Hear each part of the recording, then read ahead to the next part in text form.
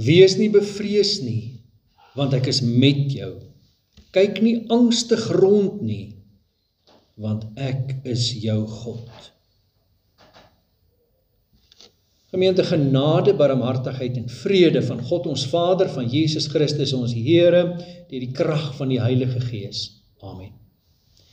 Geliefdes, kom ons loof die Here, ons ken Psalm 33 baie goed.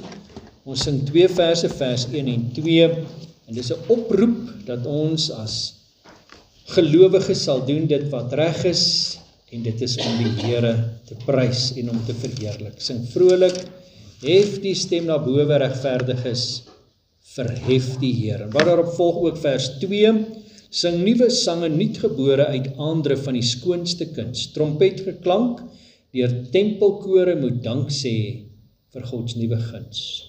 Wat ons toegeseg is in Gods woord wat reg is, het ons hart verbly. En Gods almagsmerke sien ons op sy werke, waar en reg soos hy. Vers 1 en 2, Psalm 33, kom ons staan en loof die Here.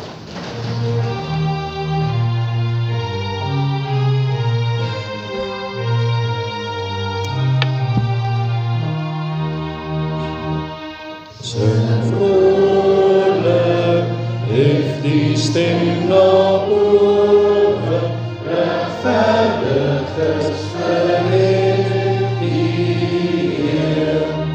Dit pas om regtes God te lowe, en uit die jubel tot sy Heer. Laat die psalmgesange sing van sterk verlange, om die Heer te dank. By die smeltersvore, harp en sietertone, liefde lof verklank. Sing nuwe sange niet gebore, uit aandrif van die skoonste kuns. Trompet geklank deur tempelkore, moet dank sê vir Gods nuwe guns. Wat ons toegeseg is, in Gods woord wat reg is, het ons hart verbly.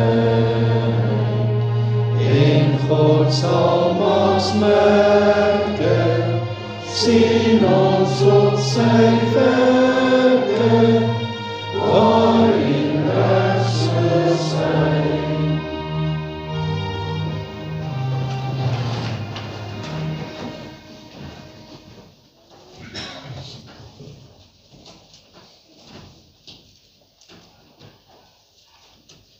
U kan blaai na Gesang 145, dit is ons skuldbelydenislied. Ons gaan 2 verse sing, 2 maal. U kan die plek daar hou, want ons sing ook na die geloofsbelydenis uit die lied.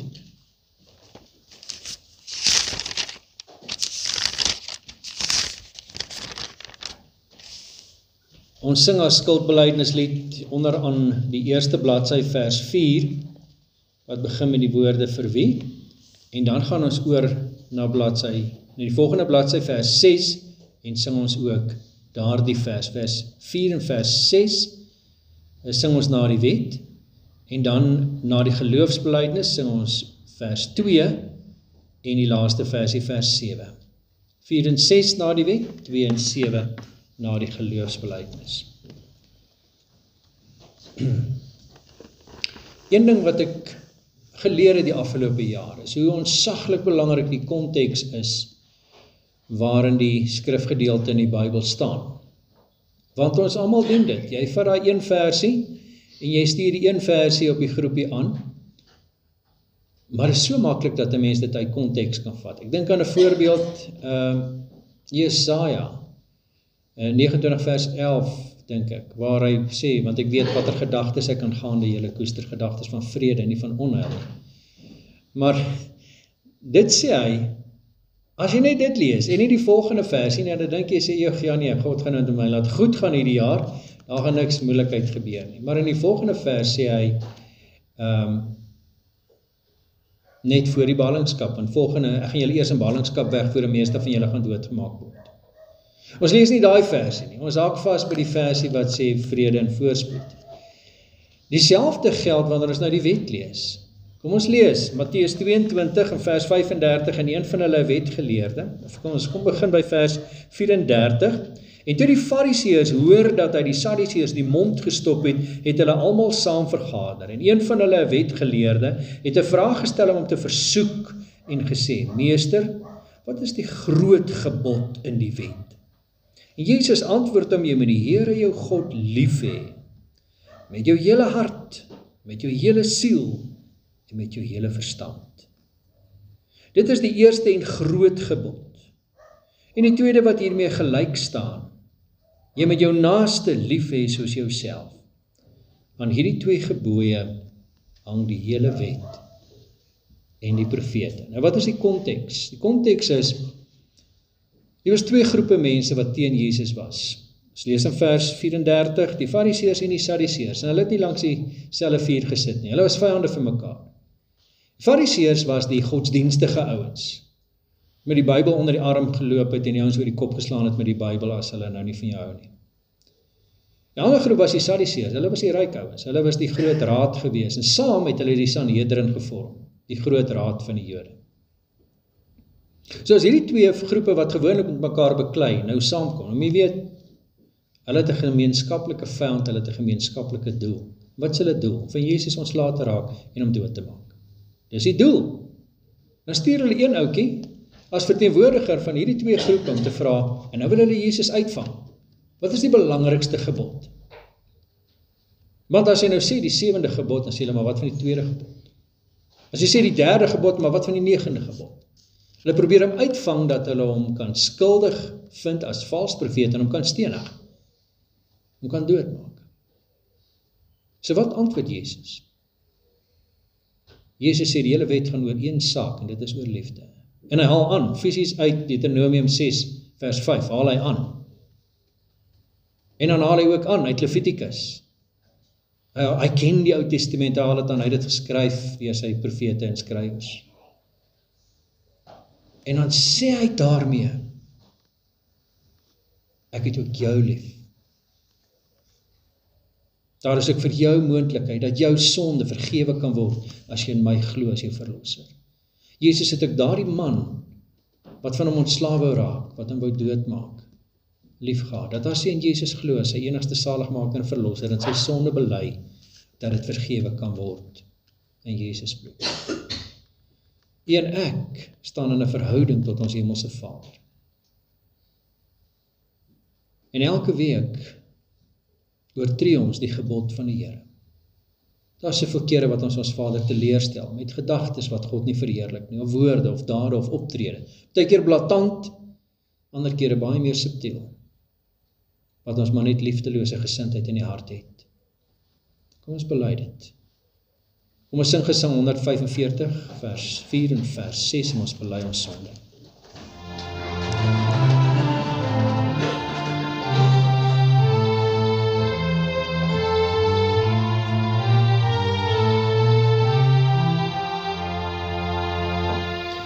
Vir wie verheilige engele neer, al deel ons slegs die boodskap leer, vir sondaars daal die hemel Heer, vir arme sondaars daal hy neer. Kom Christenskap, kom sing, dan bly, dit is vir ons, vir u, vir my. God wil ons om sy seun vergeef, dit is vir ons dat Jesus leef. Hierdie gedeelte herinner ons daaraan, daar is een rede waarom Jesus by sy ewige goddelike natuur, ook 'n menslike natuur, 'n liggaam aangeneem het, en dit is om sondaars soos ek en jy te verlos, en te kan vergewe, dat wanneer ons vandag ons sonde voor die Here bely, ons die Bybelse belofte ons eie kan maak, dat die Here sê, al was dit so skarlaken, al was dit soos purper, sal wit word soos sneeu, wit soos 'n pas geskeurde skapie. Jou verhouding met God is volkome herstel. Mens verwag straf wanneer jy die eer van die almagtige God aantas. Jy sien, ons as mense doen dit. As iemand my te nakom, kwaadwillig teenoor my optree, onreg teenoor my doen, dan kan ek met my mond sê, wel ek vergewe jou, maar daar bly so 'n wolkie aan. Ek het nie dieselfde vrymoedigheid nie. Ek bly nog so half bietjie vieserig in my hart vir die persoon. Doen die Here dit? Genadiglik nie. Hy staan met oop arms, hy is die Vader wat hardloop na my toe en my omhels. My seun. Hy herstel die verhouding volkome. Dis waarmee jy hierdie week en hierdie jaar tegemoet gaan, as 'n begenadigde wie se sonde volkome vergewe is. En as jy môre nou weer vir die Here sê, Here, ek voel nog steeds sleg oor daai ding van gister, en dis die weer sê, maar waarvan praat jy? So ver soos die ooste van die weste, so ver in die diepste van die plekke van die see, sê hy in Micha.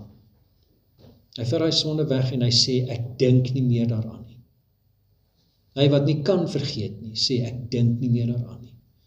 Jou verhouding met jou Vader herstel, gaan in hierdie week in as 'n mens wat vreugde kan ervaar en vrede in sy en haar hart kan hê. Kom ons bely ons geloof en ons vertroue in hierdie God, en elkeen spreek in sy en haar hart daarna. Onthou hy sing ons vers 2 en vers 7 van Gesang 145. Maar elkeen bely in sy en haar hart soos volg. Ek glo in God die Vader, die Almagtige, die Skepper van hemel en aarde. En in Jesus Christus, sy eniggebore Seun, ons Here, wat ontvang is van die Heilige Gees, gebore uit die maagd Maria, wat gelei het, onder Pontius Pilatus gekruisig is, gesterf het en begrawe is, en ter helle neergedaal het, wat op die 3de dag weer opgestaan het uit die dode, opgevaar het na die hemel, en sit aan die regterhand van God, die Almagtige Vader, van waar hy sal kom om te oordeel die wat nog lewe en die wat reeds gesterf het. Ek glo in die Heilige Gees. Ek glo aan 'n heilige, algemene Christelike kerk, die gemeenskap van die heiliges, die vergewing van sondes, die wederopstanding van die vlees en 'n ewige lewe.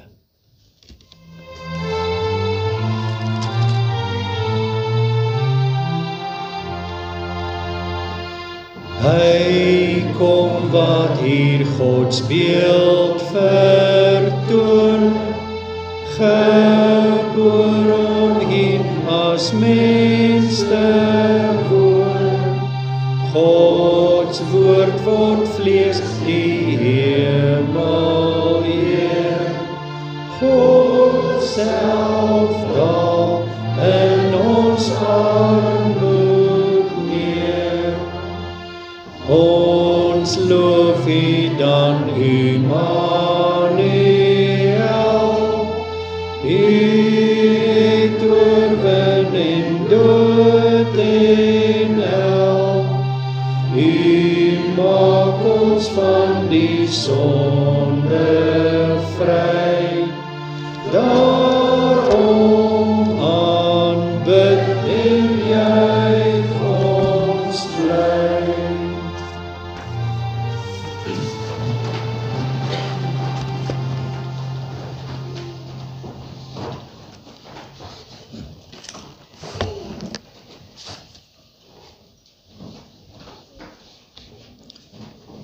Geliefdes, die Here praat vandag met ons uit sy woord, uit Jesaja hoofstuk 8, ons lees vers 1 tot vers 8, en ja, ons is nog steeds besig met Jesaja, maar vandag kom ons by 'n besondere gedeelte, ons is nog steeds daarbo by die dam, waar koning Agas is, toe Jesaja na hom toe kom met sy seentjie Shear-Jashub, en hy vir hom die Immanuel teken uiteindelik gee, toe hy vir hierdie koning wat so bang is, dat sy broek of sy rokkie bewe, en die hele Israel saam met hom. Nou het ons in die agterkop die geskiedenis van wat hier gebeur het. Hoofstuk 6 het ons gehoor, die Here roep vir Jesaja in die sterfjaar van koning Osia, 740 voor Christus. En nou is dit die jaar 734. En die politieke omstandighede is die Syro-Efraimitiese oorlog, wat beteken het heel bokant Israel en die volke bo hulle is die Assiriërs, hulle hoofstad Nineve. Nou, ons ken Nineve van Jona se boek af, hy was op pad na Nineve. En nou weet ons meer van hierdie Assiriërs. Hulle was die wêreldmag gewees van daardie tyd. En koning Tiglat-Pileser III was op pad om die hele wêreld in te neem. En al die volke was baie bang vir hulle. Maar die volke bo Israel, of bo Juda, dit was Israel met die hoofstad Samaria, hulle word baie keer ook genoem Efraim of Jakob, en dit was die 10 stamme. 200 jaar voor Jesaja se tyd het hierdie ryk in 2 geskeur, na koning Salomo se seun oorgeneem het. Toe is dit verdeel in die 10 stamme wat aan die noorde kan bly, en die 2 stamme in die suide, Juda en Benjamin, met Jerusalem as hoofstad. Bokant die noordelike ryk, bokant Samaria of bokant Israel, was Syrië gewees. Hulle hoofstad was Damaskus. En hierdie 2 konings van die noorde, hulle toe besluit, hulle gaan saam oorlog maak teen die Assiriërs, asof hulle ooit 'n kans sou staan. Maar hulle wou al die volkies om hulle boelie, om saam met hulle te veg. So ook vir Jerusalem en koning Agas. En koning Agas het toe gesê, nee, hy gaan nie saam met hulle oorlog maak nie. Dis die manier dat hulle kan wen nie. Sy politieke strategie was, kom ek gevra hulp vir Assirië. As Tiglat-Pileser III my geskenke kry, want ek gee baie, dan sal hy heel waarskynlik vir ons help, teen hierdie ouens wat teen my kom oorlog maak, en dan is ons veilig. En dit was sy plannetjie. Maar dit was nie God se plan nie. En die boodskap waarmee die Here omstuur in Jesaja 7 is, moenie bang wees nie, bly kalm. Nou is dit altyd hierdie tekentjie wat sê, bly kalm en dan nou iets sê wat jy moet doen. En wat die Here vir hom sê is, bly kalm en vertrou die Here. En wat hy dan vir hom sê volgende is, om te wys dat jy nie hoef bang te wees nie, sal ek vir jou jy kan enige teken vir my vra, en ek sal dit bevestig met daardie teken. Van die hemel, sterre, of son, of maan, of wat ook al, na die dieptes van die aarde, vra onmoontlike dinge, en ek sal vir jou wys met 'n teken, ek sal jou beskerm.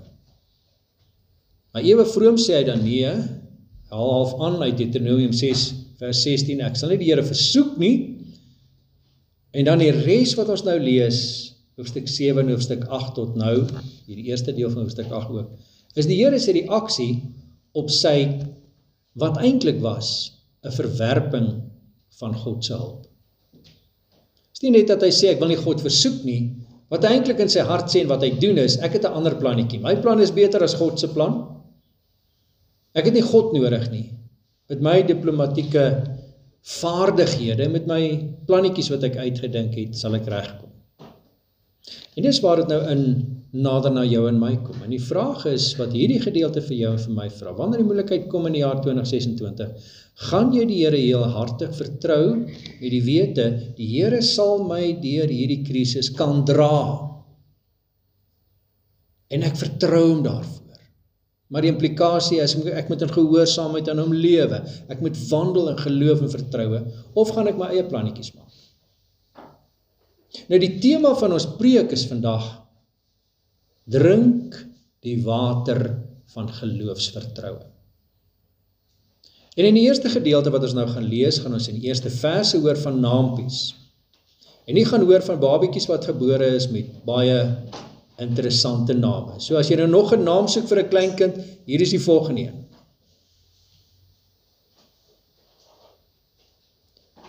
So ons gaan kyk na wat lou water is wat uitgespuug word. Dis die eerste deel wat ons gaan lees. Dis die eerste tema ook wat ons gaan behandel in die preek, die lou water wat uitgespuug word. En dan die tweede, die keuse. Want jy het 'n keuse om te maak, wat se water jy wil drink. Goed, kom ons spring weg, ons verlustig ons in die woord van die Here, ons lees Jesaja hoofstuk 8 vers 1 tot 8. Die opskrif daar, 'n ander teken van die strafgerig. Nadat ons saam gelees het, gaan ons saam bid. Verder het die Here aan my gesê, neem vir jou 'n groot tafel en skrywe daarop met 'n mensegriffel. Net nou is daar buit, gou is daar roof. En ek wil vir my vertroubare getuies neem, Uria, die priester, en Sagaria, die seun van Beregja. En ek het na die profetes gekom, sy het swanger geword, en 'n seun gebaar, en die Here het vir my gesê, noem hom, net nou is daar buit, gou is daar roof. Want voordat die seentjie kan roep, vader of moeder, sal hulle die rykdom van Damaskus en die buit van Samaria voor die koning van Assur bring. Verder het die Here nog met my gespreek en gesê, omdat hierdie volk die waters van Siloa verag, wat saggies vloei, en daar vreugde is, saam met Resen en die seun van Remalia. Kyk, daarom sal die Here oor hulle laat opkom, die sterk en magtige waters van die Eufraat, die koning van Assur en al sy heerlikheid. En hy sal bo al sy bedding styg en gaan oor al sy walle. En hy sal in Juda indring, instroom en oorloop, tot die nek toe sal hy kom. En die uitbreidinge van sy vlerke sal u land in sy breedte vul, o Immanuel. En tot sover ons skriflesing, mag die Here verheerlik word deur die verkondiging van sy woord. Kom ons bid saam.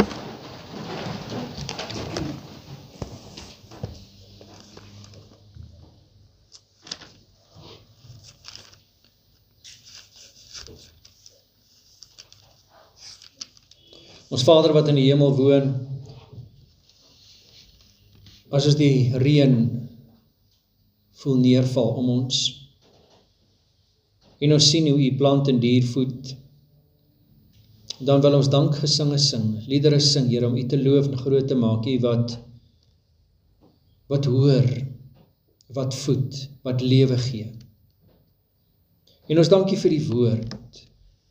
Here Jesus, u noem u self in Johannes 4 die water wat lewe gee. En dis hoe ons u woord ook ervaar. Elke keer as ons u woord oopmaak en die Bybel lees, is dit so sagte reën wat die aarde indring en voed, dat daar lewe kan kom. En dis ons gebed, wil u vanuit hierdie gedeelte in die woord ook in ons harte indring en lewe gee. Verandering teweegbring waar daar verandering nodig is. Vertroue gee waar ons twyfel. Geloof skenk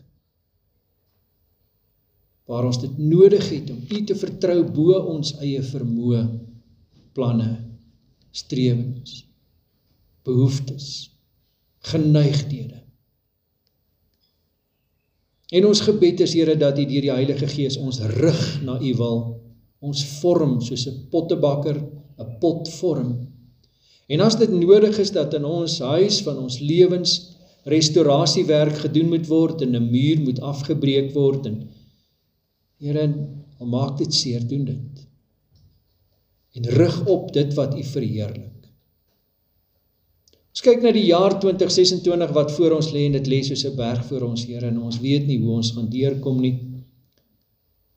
Maar u weet nie net, u gee wat ons nodig het om godvrugtig te lewe, met vreugde te lewe, voluit te lewe in hierdie jaar wat voor ons lê. Nou kom ons in afhanklikheid na u, Here, en ons bid dat u ons toerus. Ons dankie vir hierdie kosbare gedeelte in die woord en die boodskap, ook vir elkeen van ons persoonlik. Ons dink aan hulle wat nie hier is nie, ons bid dat U met hulle sal wees, wat nog op verlof is, dat U hulle veilig sal terugbring. Ons dink aan hulle Here wat beproewing beleef, wat pyn het, hartseer het, wat rou oor die dood van 'n geliefde. Ons dink aan hulle Here wat benoud is, hulle wat angstig is, hulle wat die hulp en die bystand vandag opnuut dringend nodig het. Ons dink aan hulle Here wat onseker is, wat bekommerd is oor geliefdes. Ons vra Here, ontferm U oor die kinders, wees ons genadig. Ons dank Here vir die woord wat lewendig en kragtig is, en wil U vandag ook deurdring tot ons harte, ons siele. Wil U ons harte versterk deur die woord, sodat ons hier kan uitstap opnuut deur die Heilige Gees en deur die woord sterk gemaak vir die werk wat voorlê. Dit vra ons in diep afhanklikheid in die naam van Jesus, ons verlosser. Amen. Geliefdes, blaai saam met my na Gesang 352.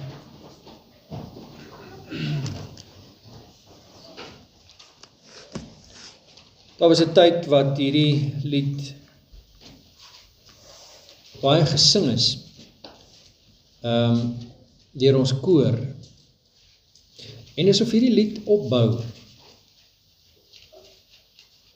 en met jou as die een wat dit sing kragtig werk. Dit is die aandlied en ons is lief vir hierdie lied. Ek in die besonder ook vir die volgende bladsy 353 die voortrekkerwysie. Maar in 352 hoor ons hierdie woorde. In vers 2 staan daar: By U laat ek met stil vertroue al my bekommernis vannag. U Gees sal my in die vertroue ook voortlei in die nuwe dag. U self stel aan die bose perke. U het ons vir U diens bevry. Laat doen ons Heer die goeie werke deur Jesus vir ons voorberei. Maar wanneer ek by vers 4 kom,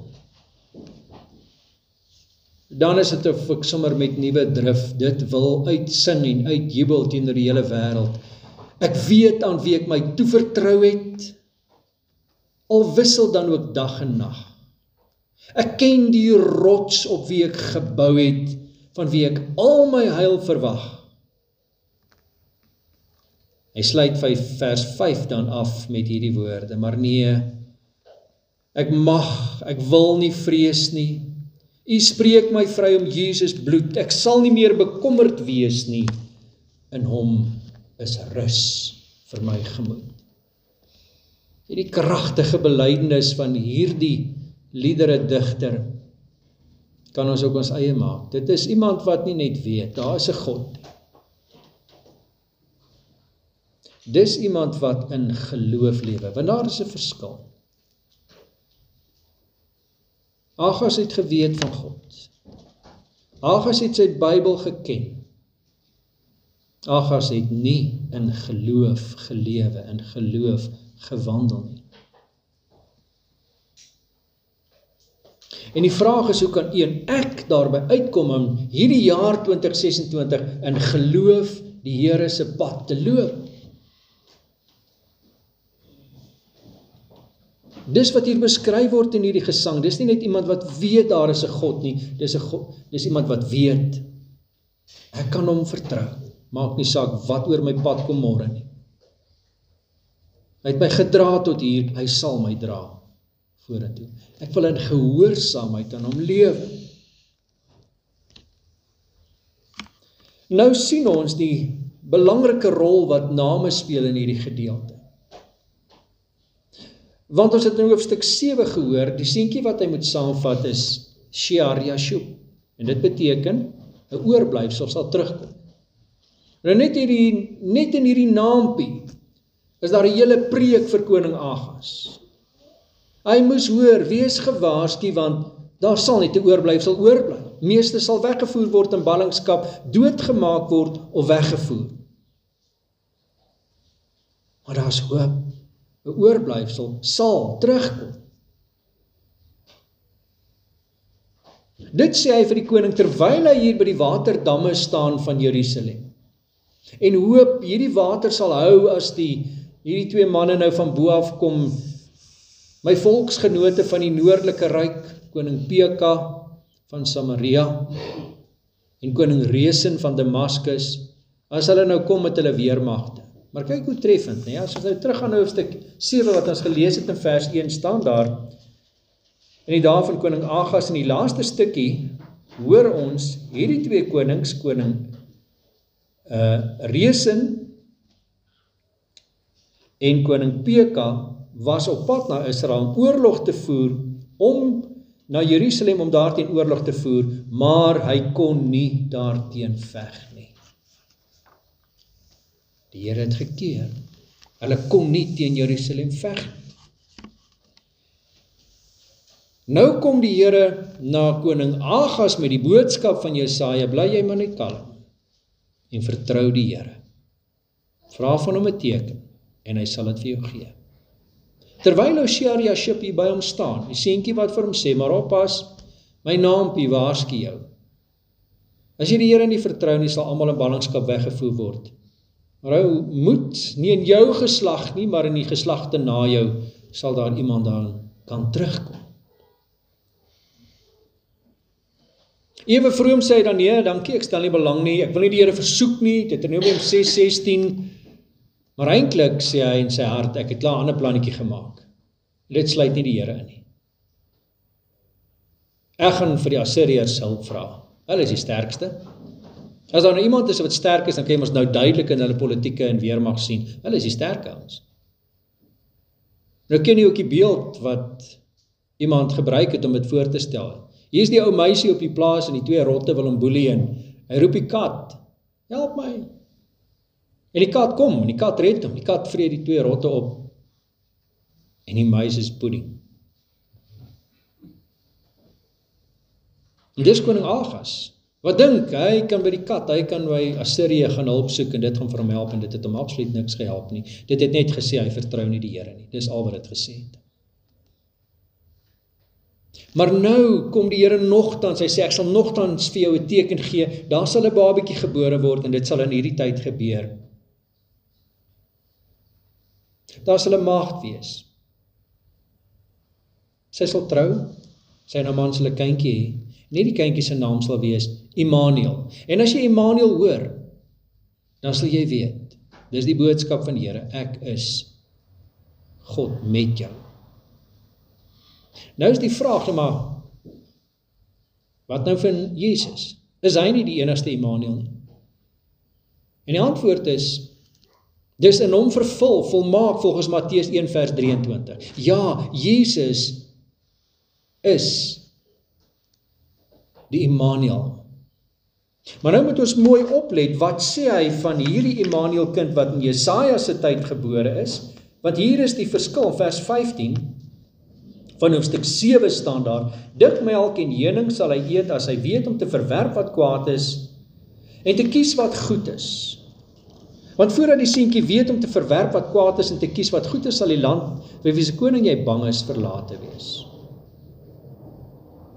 Nou hoor ons die weerklank van hierdie gedeelte en dit wat hier plaasvind in hoofstuk 8 wat ons gelees het. Want nou is hier 'n tweede seentjie met 'n langer naam. Maher-shalal-hash-bash.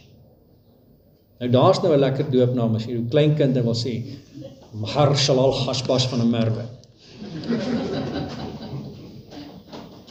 En hierdie naam is 'n preek wat nie 'n mooi einde het nie. Want dit beteken, kyk wat sê die Here hier, hy moes dit skryf op 'n klipplaat in vers 1, net nou is daar byt, gou is daar roof. Dis die naam wat die Here vir hom sê, en hy roep twee priesters in vers 2, priester Uria en priester Sagaria, hulle is betroubare manne, hulle moet sien wat jy neerskryf op die kliptafel, en dis die naam. Net nou byt, gou roof.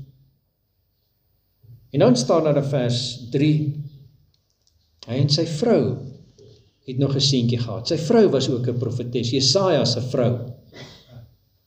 En die Here sê vir Jesaja, Jesaja, noem jou seentjie hierdie lang naam, Maher-shalal-Hashbaz.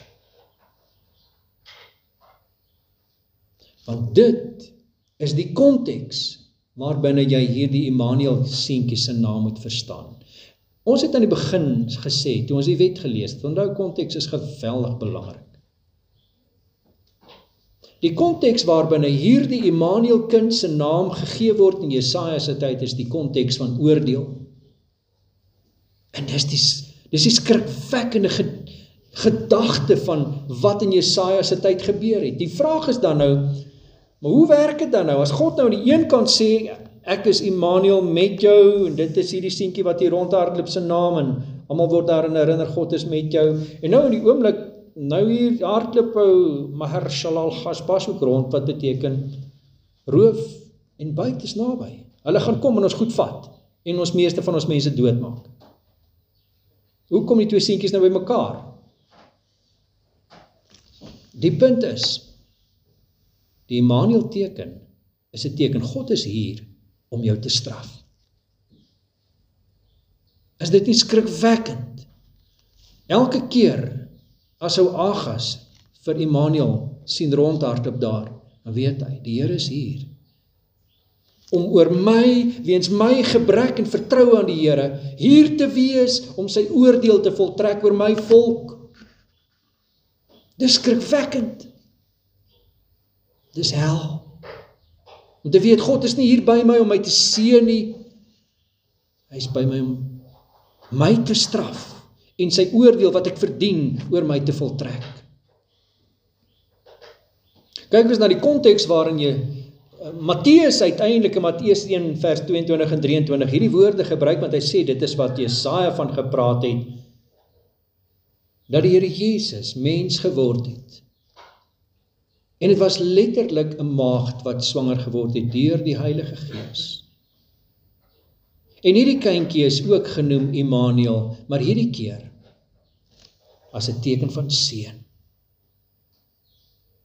Dat die mensdom verlos word van sonde deur die Immanuel, die Here Jesus, ons verlosser, want hy is ook Jesus, Joshua, God red.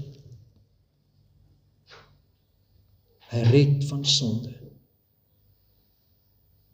Hierdie naampies van hierdie kindjies, ons sien die parallelle en dit is so gedoen deur die Here, dat 'n mens dit moet raak sien. Kyk na die Immanuel seentjie, en voordat daardie klein kindjie in die tyd van Jesaja en koning Agas kon weet wat is reg en verkeerd, onthou in Jesus se geval was dit nie nodig nie, want hy's God. Hy het die wet geskryf. Daar's nie 'n punt waar hy nog onseker is wat is reg en verkeerd nie. Hy sê wat is reg en verkeerd. Maar die kindjie van Jesaja se tyd gebruik dit as 'n tydsaanduiding om te sê, baie gou sal hierdie konings waarvoor jy bang is, uit die weg geruim word. En dit het gebeur. 722 het Assiriërs gekom, het hulle Samaria ingeneem, is 'n klomp mense in ballingskap weggevoer. Dit het histories net so plaasgevind. Vir jou en vir my is die vraag, maar is ek ook soos Agas, een van die wat lou is? Wat weet daar is 'n God? Maar hier moet ek my eie plannetjies maak, want in hierdie wêreld van realiteit waarin ek is dit nie so maklik. Is nie sommer jy kan God blindelings van dit wat ek moet dra, is baie erger. Is nie so maklik nie. Jy ken nie my pyn nie. Jy weet nie wat's my uitdagings nie. En die vraag, gaan God my regtig hierdeur help word? Baie maklik, maar wil God regtig my help? Ek dink nie, ek verdien dit nie, so nou moet ek maar dringend eie plannetjies maak. En in hierdie gedeelte bevestig hy Jesaja 7 en 8 opnuut, ja hy wil. En hy sal redding gee ten spyte van jou besluit. Maar jy het 'n keuse. En dis waarop ons nou volgende uitkom, vers 5 oor ons. Die Here het weer met Jesaja gepraat en nou praat hy oor die water. En hulle staan daar by die dam terwyl hy praat oor die water en hy sê, hier is 2 riviertjies. Of 'n riviertjie en 'n rivier. Die eerste sê vers 6 is Siloam.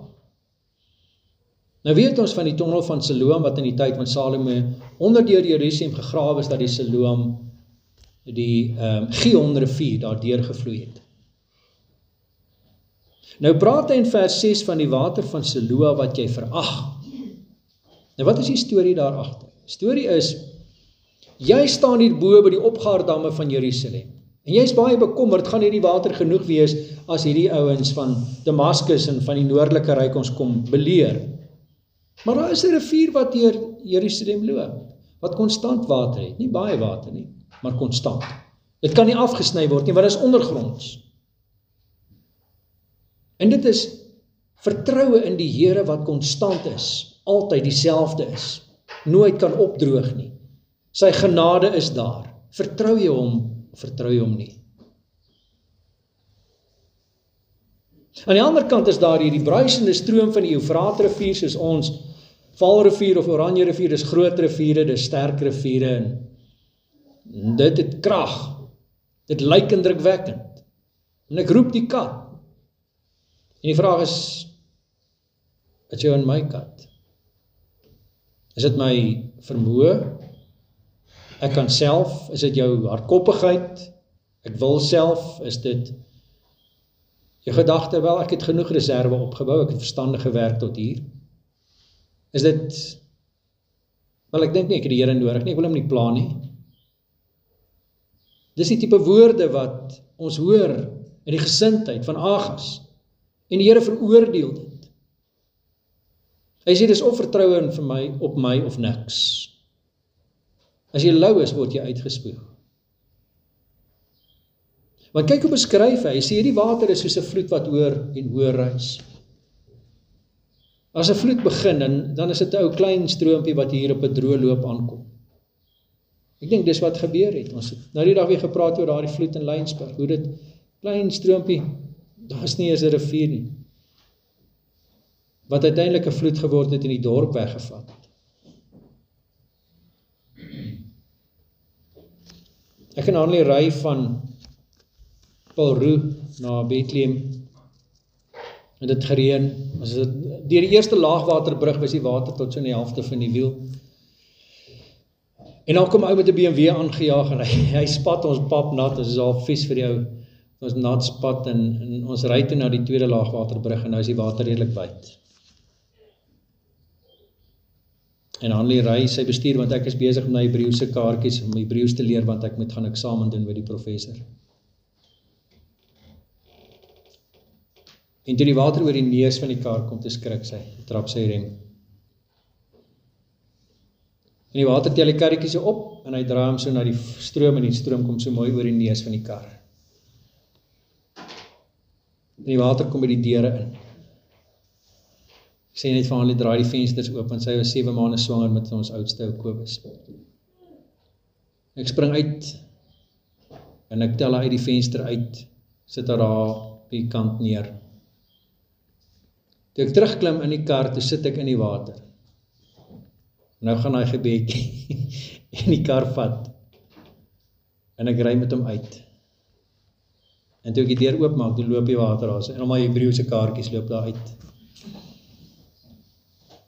Ek het daarom vir my Hebreëse kaartjies gered, maar ek kon nie, ons het so 'n baksteen Nokia selfoon gehad, hy het versuip. Ek het die water onderskat, ek het gesien hoe wyd loop die water, ek het nie besef, hierdie is moeilikheid. Ek het die vir Hanlie gesê, stop, ons kan nie deurgaan nie. So later gaan kyk, agter die kar was daar net so 'n betonblokkie, wat gekeer het, seker betonpaaltjies. Soos nie daar was nie, was ons 3 meter af in die rivier af. Dan moes ons uitswem. En ek onderskat die vloedwater van die sonde in ons lewens. Ons dink, ag, is nie so erg nie. Kyk na daai ou, goddeloos, hy leef, hy het moeilikheid, as die Here hom straf, dan gaan hy swaar kry. En ek dink my sondetjies is aanvaarbaar, dit is daarom nie so erg nie, niemand weet daarvan nie, niemand sien dit nie. En ek is tot die nek in hierdie sonde, en ek dink ek oorleef daar. My neus steek uit. Die Here sê hier, jy moet 'n keuse maak. As jy nie jaar 2026 die Here gaan vertrou met jou hele hart, jou hele siel, al jou krag, jou beursie, jou gesondheid, jou kinders, jou kleinkinders, jou ouers, alles wat vir jou belangrik is. Gaan jy dit in die hand van die Here sit? Of gaan jy vir jouself dink, wel, ek het my gesondheid, ek het krag, ek kan plannetjies maak. Nee, dankie, ek wil nie die Here versoek nie. Ek wil hom nie pla nie. Hierdie is die punt waar jy besluit moet maak. Met alles of met niks. Want as jy tussenin, as jy lou is, dan spoeg die Here jou uit. Dis 'n roekelose vertroue op die Here. Wat sê, Here, kom wat wil, ek gaan u pad loop, ek gaan in gehoorsaamheid aan u dank vir alles wat met my gebeur in die jaar 2026. En wanneer ek pyn het, gaan ek sê, dankie Here, dat u my nader trek deur hierdie pyn. En wanneer ek verliese ervaar, gaan ek sê, dankie Here, u het 'n doel hiermee. Ek kan dit nie nou sien nie, maar ek vertrou u. Want die Here sê, dis nie wat voor oë is nie. Jy sien die magtige Eufraat rivier en jy kyk met veragting na hierdie Siloam-stroompie onder deur Jerusalem. En ons kan so maklik dink, ou klein babietjie, in 'n krib gebore, man wat in 'n kruis hang, hoe kan dit my help? Jesaja 6 sê, dis wat moet gebeur, waar die Here vir Jesaja roep, en hy het die Here Jesus ontmoet voor sy menswording, en hy bewe, as hy besef met wie hy te doen kry, onmiddellik besef hy sy sonde, en hy roep uit, wee my, ek is verlore. Ek is onrein van lippe. En hy ervaar hierdie skrikwekkende belewenis wanneer die engel op hom afvlieg met 'n gloeiende kool wat hy uit die vuur geneem het, en hy raak sy lippe aan, en dit brand hom nie dood nie. Hy word gereinig. Hy sê vir hom, nou word jy gereinig, geheilig. Dis wat nodig is. 'n lewensverandering, 'n hartsverandering, sodat as die Here nou vra, maar wie sal ek stuur, wie sal vir ons gaan, dan steek hy sy handjie op, onmiddellik, sonder om te skroom, sonder om te dink, hy weet, die Here het my lewe verander, ek kan nie anders nie, hier is ek Here, stuur my. Dis wat nodig is, wanneer jy in diens van die Here wil staan. Het is nie nodig om net soos Agas kennis te neem, ja, daar is 'n God, en hy wil jou help, maar ek is besig met my eie plannetjies nie. 'n hartsverandering is nodig, 'n lewe wat verander is, sodat jy voluit vir die Here. En mag hy so kragtig deur sy Heilige Gees in jou en my hart werk in hierdie jaar. Dat jy weet, ek kan nie anders nie, ek moet. Daar's net een pad, en dis die Here se pad. En ek volg hom blindelings. Ek volg hom roekeloos. Ek volg hom met al die liefde wat hy in my hart uitstort. Want dis wat my dryf, sy liefde. Want hy het my so lief gehad, dat hy my nie gelos het in die vloed van my sonde nie. Maar hy het my laat doop met water wat wys dat hy my afwas. En hy het my laat drink elke dag uit sy woord en my toerus. Hy rus my toe om as sy kind te lewe.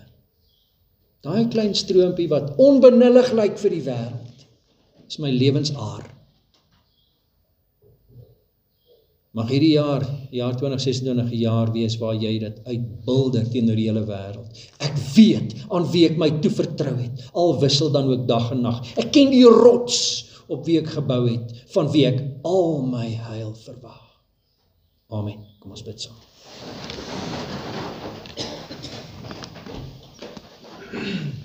Hemelse Vader, U ken ons.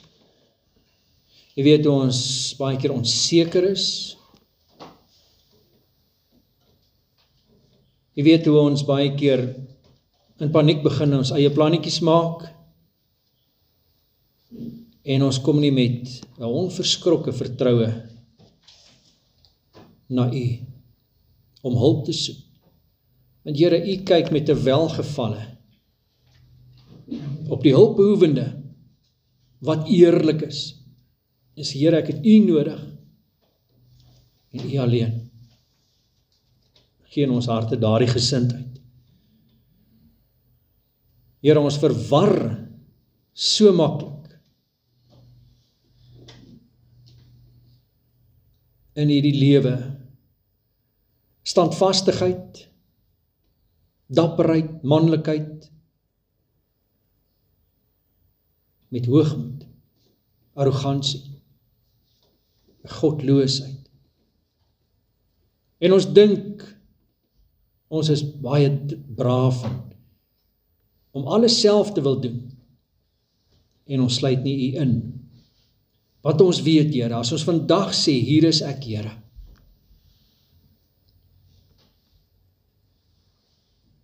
neem oor, dan neem U oor. Dan moet ons in U gehoorsaamheid aan U leef, aan U die erkenning gee vir die oorwinning. Dan gaan dit nie oor ons eer nie, maar oor U. Here, ons lees in Jesaja 7 vers 9, dat U sê, as julle nie glo nie, sal julle nie bevestig word nie. As jy God nie vertrou nie, sal jy dit berou en rou. Skenk ons 'n vertroue, Here, 'n vaste vertroue op U. Want Here, ons dink by onsself, ek het nie die krag om aan die Here vas te hou nie. En ons sien nie raak dat U besig is om ons te dra nie. Maak ons bewus van die Vaderarms wat ons dra deur hierdie lewe. Dit hang nie van ons geloof af nie. Here, aan die Vader wat U die seun van genees het. Toe U vir hom vra, Here Jesus, glo jy? Toe sê hy, ja Here, ek glo, kom my ongeloof te hulp, en dit is elkeen van ons wat vandag opnuut kom en sê, Here, ek glo in U. Maar ek is nie seker of my geloof sterk genoeg is nie. En U het nogtans sy seun genees, nogtans sê hy, dit gaan nie oor die krag van ons geloof nie, maar oor die grootheid van die genade. En die genade is genoeg. Help ons om dit raak te sien en te weet, en in daardie wete te lewe. Dit vra ons in Jesus naam, amen. Jy het geleentheid om die liefdes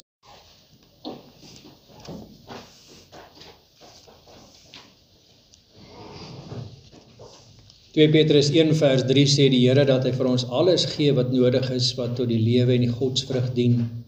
En hoor, hoe stel hierdie lied dit? Waak Christen, staan in die geloof dat niemand jou die kroon ontroof. Wees wys en dapper, sterk en moedig, steeds toegewy aan God se werk, standvastig, onbeweeglik sterk, vol ywer, altyd meer oorvloedig, dan sal jou arbeid in die Heer tot seën wees, sy naam ter eer. Wees Christen en jou Heer versterk, want hy wil altyd in jou werk, om kwaad en sonde te weerstrewe. Verrig jou taak met vaste hand, en doen jou woord altyd gestand, en wil daarby rein en matig lewe. Dan wil die Here dat jy ly, o Christen, leer geduld daarby. Beoefen die godvrugtigheid, en wees jou medemens altyd tot voorbeeld in jou lewenswandel. Jy moet uit liefde teenoor God in opdrag van die groot gebod, uit liefde tot die naaste handel. O God, staan deur die Gees ons by, sodat die liefde in ons bly. Pragtig, né? Kom ons sing vers 1, 2 en 3, 2, 7, 6.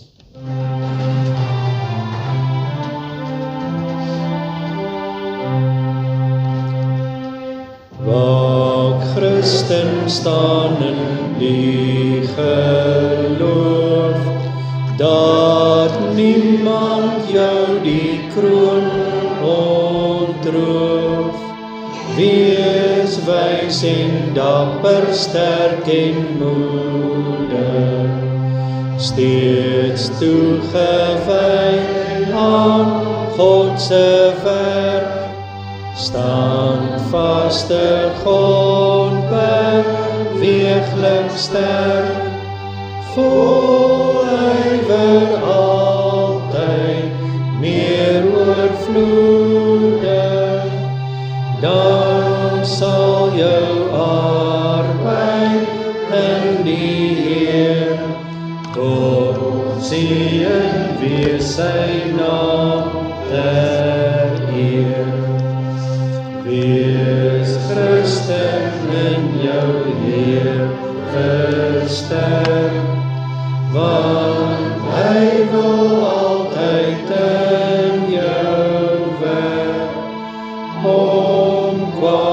en sonde te weerstrewe. Verrig jou taak met vaste hand en doen jou woord altyd gestaan. Wil daarby rein en matig lewe. Ek wil die Here dat jy lei, o Christen leer geloof daarby.